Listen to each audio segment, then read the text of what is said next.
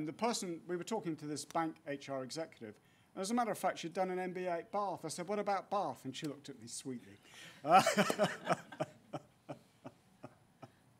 So, that then, and this happens to be true in most areas and in most countries, except for some of the engineering work in India, which I can talk about later if you wish.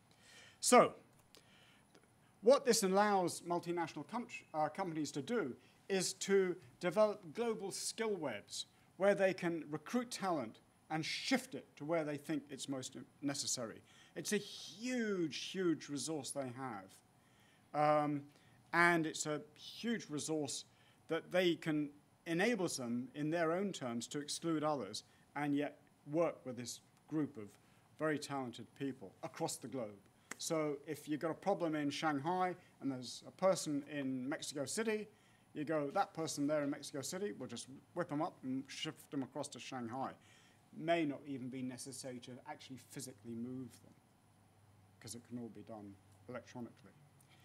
But it's not only the talented, as it were, that are doing this.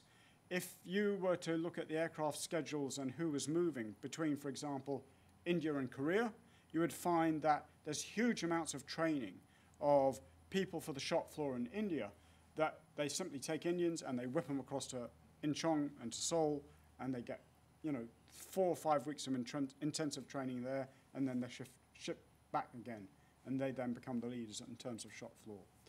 So the leveraging of global supply of skills, knowledge, and talent, values created through these webs, and these are emerging webs, but they are happening. And what that means is that you're getting the internationalization of HR strategies, and the question then is, well, what happens at the national level? So what happens at the national level? Well, let me give you some data, because what we've got is a particular kind of model of what we think is happening in the world, and it's based on those 4 pillars. But when you actually look at a country like the UK, we wanted to see what was actually happening, whether there was anything that might connect with our models. Now, there's a huge caveat to be entered here, and that is that at a national level, there are no direct connections between globalization and what happens in the global labor market and the national level. But we think these are straws in the wind, if you will. And we did some work with Muriel Edgerton a few years back where we were looking at, well, what's actually happening to graduates in this country? And there's a huge problem with the way that the discussion about graduates has progressed. And, this week, the errors in that discussion have just been reproduced and reproduced and reproduced. And the error is that you say there is a graduate premium and you don't disaggregate the data on graduates. It's a huge error. And it is a fundamental problem for the debate in this country. You have to disaggregate the data on graduates. Now, this takes us up to 2001, so this is already dated in terms of its analysis. This is from the I've got to get my glasses out to look. Oh, I can look here. General Household Survey. But we, of course, being good social scientists, we just didn't look at one data set. We also looked at the cohort data in this particular area from 1990 to 2000. And what you see there is, I think, something quite interesting. These are males. What you see is this huge uptick for those at the 90th percentile. And, of course, they went into the city. And they're still there. And they're probably still picking up their bonuses. And then you see something beginning to flatten out in terms of the median. And the lowest decile certainly flattened out. And in the cohort study data, you get something quite similar, except you don't quite pick up this huge uptick. But what you do pick up is that these graduates at the median and the lowest decile, as for those at the highest decile, what they're doing is working much longer hours for their returns. They're working an extra half day a week. So that actually what you're seeing for these at the medium and the lowest decile is a decline in their wages. For women, well, first note that they're not earning as much as men. What a surprise. Even now in this new century. And then again, what you're seeing is a kind of flattening out of their income. When you look at the male graduates, what you see, and the female women graduates, not graduates, these are those that didn't go to university, what you see is what we're picking up now from the OECD and what we're picking up from the United States, is that there's quite a crossover, a substitution for many of these workers between those who are not graduates but quite skilled and graduates. And the focus now in America, I think is quite interesting, is looking at community colleges. That our instinct is that there is a retreat in America from the rhetoric of the knowledge economy. And what they're trying to do is go, okay, how can we just get ordinary Americans, what they call the middle class in America, how can we just get them reasonable jobs? So focus not on the 4-year graduates, but on community colleges, 2-year community college graduates.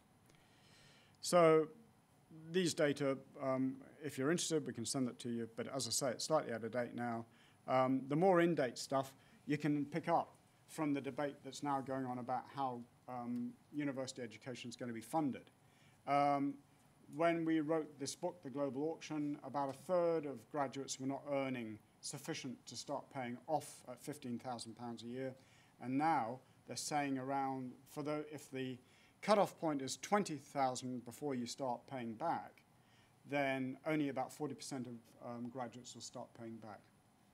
So you know there's something going on that's not quite right in terms of the rhetoric about graduates and the knowledge economy and the wage premium when you pick that kind of data up. So what are the problems for the UK? Well, they're big. Massive public and private debt we know about. There are 3 forms of market failure we're talking about. We can talk about state failure as well, and statecraft, the failure of statecraft. But if we look at this government, it's backing the idea that if it can rein in the debt, then the private sector will simply walk in and take over and do the job for it. Well, maybe, but maybe not. 3 forms of market failure: finance, of course, and banking.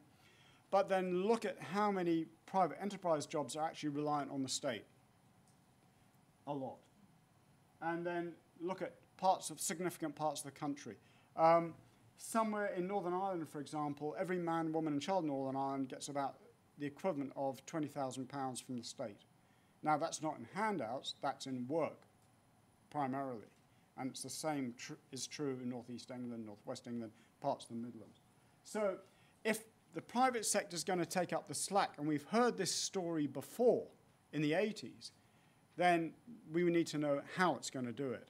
Where is this kind of creativity going to spring from? And there's an income for graduates. Well, we know, as you've indicated, that those incomes are polarizing. And we look as though we're moving into a tertiary education system which is going to be highly unequal. We have yet to hear what's happening with further education, but the story is not looking promising. So, solutions. Well, this conference is an important start, because if employers and across the board and education can start talking to one another, we may begin to understand get away from the rhetoric and the yelling from the touchline, and really understand what the difficulties are that we encounter and how we might together be able to do something about that. This is particularly true of SMEs. Alison Wolfe is looking at the whole business now of skill and skill formation in relation to this country.